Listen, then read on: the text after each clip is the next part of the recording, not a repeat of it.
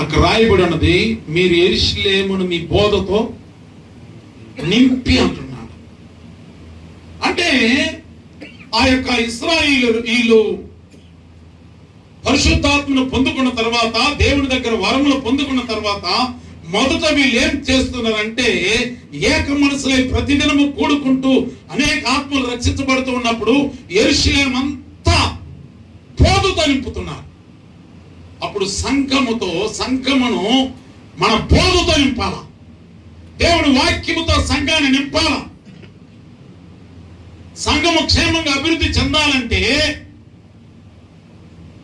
ఎందుకంటే యేసుక్రీస్తు చెప్పిండు, స్వరక్తం ఇచ్చి సంపాదించిన సంఘం అని చెప్పి అపోస్తలుడు 20:8.